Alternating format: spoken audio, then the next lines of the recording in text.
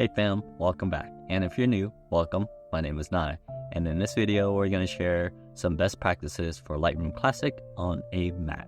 Plus, I go through my editing process from start to finish later on in the video. So one of the first things that I always do, whether it's a new calendar year or a new project that I'm working on, I always create a folder. And this is even before creating a new catalog or anything like that. So as you can see in this video, I created a folder for 2024 and it's tucked under Lightroom project and it's under my main Nia project folder. Just so that you can have a video of me going through my process, I just took a picture of my desk setup, generally hundreds, maybe even thousands of pictures, right? Select all those pictures and then what you'll want to do is create a new folder, and you can name that folder whatever your project. Once you create the folder, move the folder from the memory card to your hard drive. And what I do is I usually just put that folder inside the 2024 folder. If you're still watching the video, support me by hitting that subscribe button and turning on notification. I am working on trying to get to 1,000 subscribers before the end of the year. So I'll really appreciate it if you hit that subscribe button and support me so I can continue making these free videos. Now back to our editing.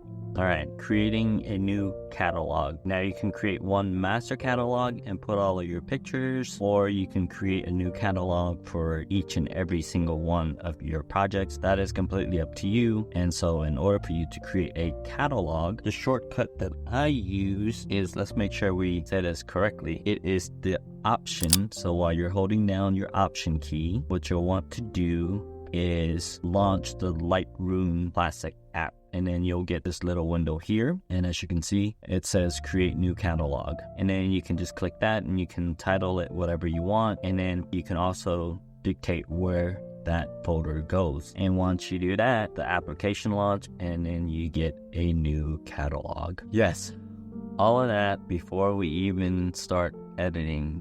And those are just kind of best practices that I've kind of implemented into my workflow. And it's just really about being organized. Now let's get to the fun stuff and let's start importing pictures. So as you can see, I have my tutorial folder, which is what I created. And there's only one photo because we're just using this as an example. And then as you can see here on the top, you have the option to copy as DNG and copy to new location, import and convert to DNG. The other option is copy photo to a new location and add to catalog. You also have the option to move photos to a new location and add to catalog. And then you have add photos to catalog without moving them. And I use the last one because all the prep work that we did in the beginning of, creating a folder, putting all the pictures and moving it to your external hard drive versus your memory card, you've already done all that. So then all I'm doing is from here, just adding the photo,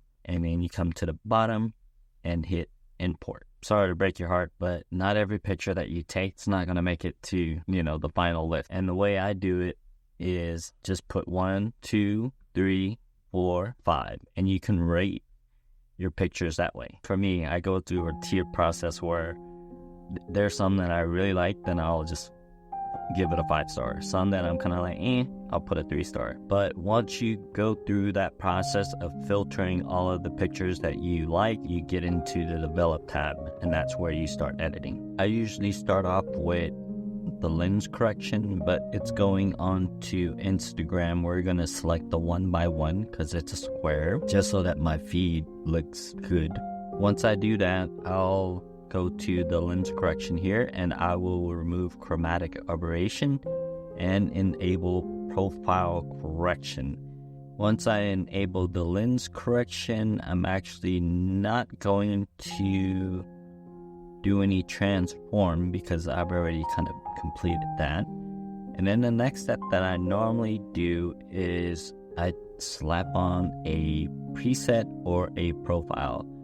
And I've made a bunch of videos on the difference between presets and profiles. So make sure you check that out. I'll make sure to put it in the description.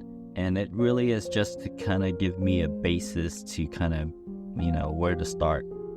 And these are all kind of presets that I've been kind of working on since I've been working on these black and white series. And then there's only 2, but once I decide which one I want, the rest of it, I'm actually going to just fast forward this part because it's going to be 26 minutes of me editing this image. I won't put you through the torture.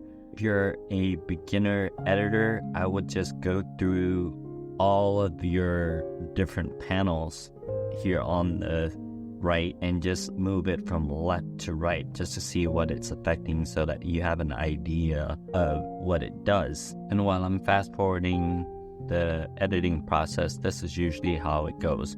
It goes lens correction, transform, tone curves, basic, color mixer, color grading, details, the noise reduction, any sort of lens blur, effects, and calibration. And then after I'm done with all of that, I go and do the localization. Localization or your local adjustments are just very, very targeted in terms of like the iris, the teeth, the skin. And here's a little pro tip for you. If you're in the crop and straighten portion, you can actually hit 0, not 0, not 0, but O, and it'll give you different compositions for you to work with as well. And as we were editing this video, something we forgot to mention as well too is, let's say if you have a set of pictures and let's say if they were all taken at the same environment, same location, those types of things.